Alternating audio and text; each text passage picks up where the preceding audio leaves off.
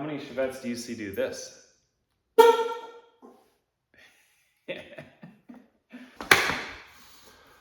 You asked for it, here we are. A closer look at the Supervet. First of all, I want to give a huge shout out to all of you guys.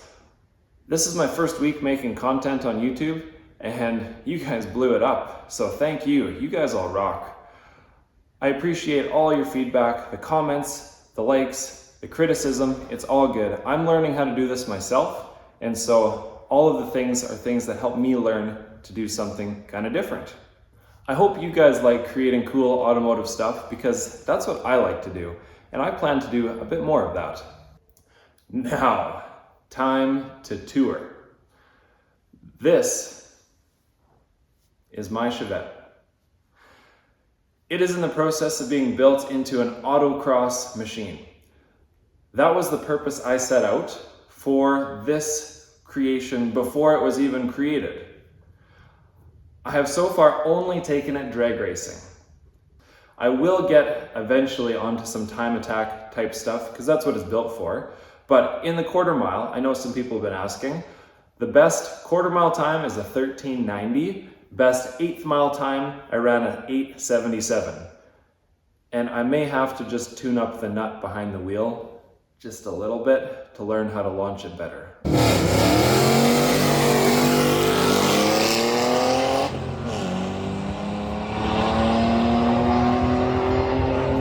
Let's get on to how we did this. First of all, the engine. I did not move or touch the firewall at all. It's got the stock Chevette firewall. The Chevettes have a nice little shelf on the firewall actually, and you'll see this helps for the U-bend that I had to fabricate for the throttle body. I had a friend with a CNC laser, and we cut out the flange for the throttle body, and then I just made this U-bend. You can't see it, but underneath there's also a secondary tube that carries the idle air control circuit up to the throttle body, and it seems to work well. The oil pan. I had to make an oil pan.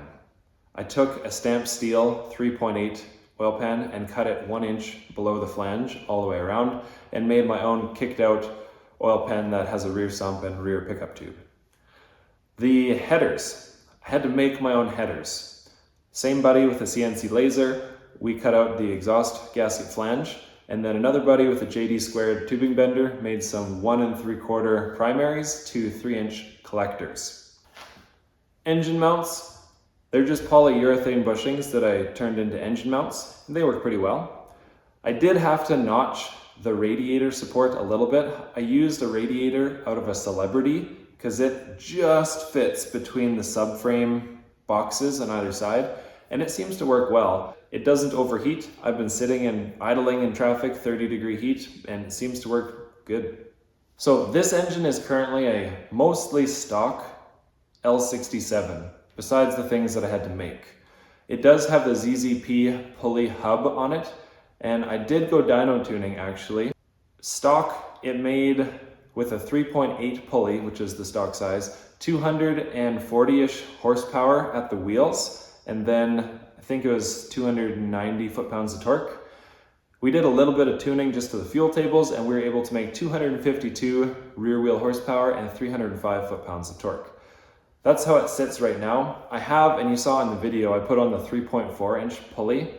That, I'm not sure yet if it actually adds power or just heat. The transmission is a T5 out of a 1997 Camaro with the 3.8 naturally aspirated. Now, you could also use any T5 from the earlier 60-degree V6s, but those were mostly non-world class and had less favorable gear ratios. And you would have to notch the bell housing for the starter. The other nice thing about this transmission is from the 96 to 02 Camaros and Firebirds, for some reason they actually use the Ford transmission to bell housing pattern. So eventually, when this transmission goes, I'll be able to swap in the Cobra spec Mustang T5 that Tremec still makes. The differential is a Ford 8.8. It came out of a Crown Victoria P71 Interceptor. I went with the 8.8 because it seems to be the up and coming diff of choice. There's tons of aftermarket support for it, and there's lots in junkyards. I know that the Ford 9-inch used to be the go-to differential, but it seems like all of the junkyard models are kind of dried up. So I went with the 8.8. But here's a good trick. If you have to make a narrowed 8.8, like if there's no stock track width that'll work for you, that's even remotely close, like a Chevette, what you can do is weld on Ford 9-inch axle tube ends. I have Torino Ford 9-inch tube ends on this, and what that gives you is bolt-in Ford 9-inch axles. You can ditch the C-clips.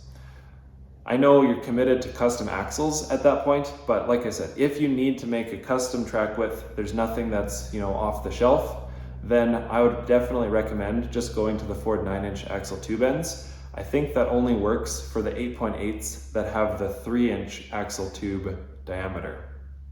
The rest of the differential, it is a 355 gear ratio with a Ford Racing posi traction center section and their 31 spline Mosier axles. I did retain the stock Chevette rear suspension. I looked at a couple different options and none of them really suited my needs. One of my criteria was I needed to keep the back seat. I haul my kids around and I like to haul my friends around too. And the other suspension options all seem to interrupt the back seat.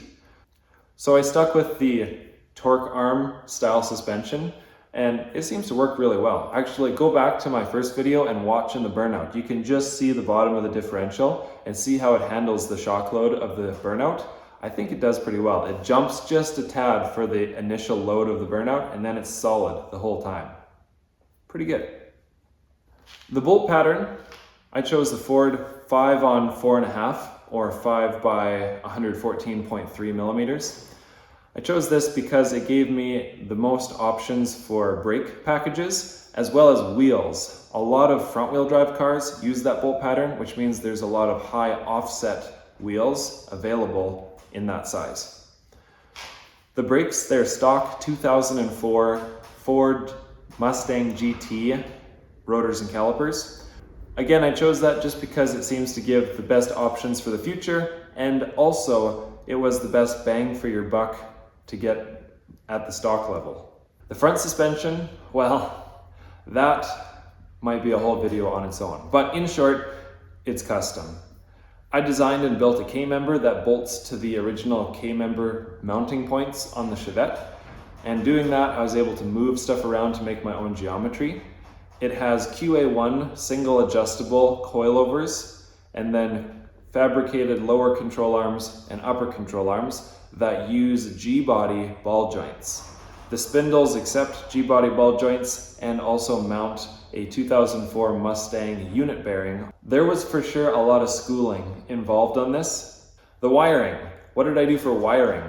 Well, the wiring and the dash, they are actually all stock 3800 components from the donor car. I started with a 1997 Oldsmobile LSS, and it was the original donor. Maybe I'm a glutton for punishment, I don't know, but I took the entire harness out of the Oldsmobile and put it into the Chevette. So the only Chevette wires that are left is actually just at the headlights. This was kind of cool because I kept the instrument cluster and all the gauges work just like that. It also does this. So it was probably a dumb idea. I probably should have just thinned out the wiring harness for the engine. It's kind of different. It's kind of cool. Frame stiffening. I drove it for a while just with the engine and transmission swapped into it with the stock suspension. And I learned that if you floor it, the center of the floor will rise actually, because there's no bracing from the factory on the torque arm mount to the floor, so that it's pushing up when you floor it, and it literally would cave the floor a little bit. Yikes. So that needed to be fixed. I ended up cutting a lot of the rocker panels and torque boxes out of the car and making my own frame, so to speak, that connects the front subframe to the rear subframe. Then there's a piece of 2x3 HSS that connects one torque box horizontally to the other torque box, and it also picks up the lower control arm mounts underneath the floor. All of this significantly increased the strength of the chassis. It went from feeling like a bit of a roly-poly car to drifting like you're on a cookie sheet. So, highly recommend that if you're looking at stiffening up one of these chassis. The fuel system, I was able to reuse a lot of the Oldsmobile LSS fuel system actually. If you get the sending unit for this Oldsmobile, you can actually just use one of them tubing benders and re-maneuver the pipes a little bit to fit perfectly in the Chevette fuel tank. And obviously it has the same GM lock ring and everything. So it's running the stock fuel system. It just has a Chevette tank. One downside, there's no baffles. So if you take a corner hard at like a quarter tank, the car will die. I need to go to the Holley Dynomat or make baffles of some sort. But that's a down the road thing. Just keep the tank full. In conclusion, the car looks a little ratty, but it has been given good bones. What I really like is that I've never seen this swap really done before. And a lot of you guys said that too.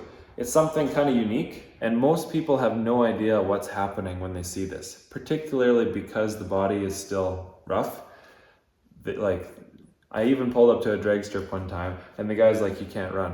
I'm like, "What?" And he's like, "Well, you got no shock absorbers." I'm like, "It's got coilovers." He's like, "What?" He looked under, he's like, "Oh, sorry." Backs away awkwardly.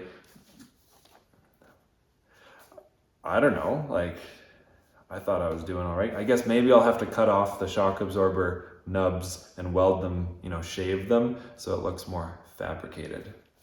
And for my purpose of building an autocross car, I think it's a really good execution of a swap. I think for any build, there's sometimes a really good motor that would suit your needs, and sometimes there's motors that might not suit your needs as well. I think for an autocross Chevette build, this is a really deadly combination.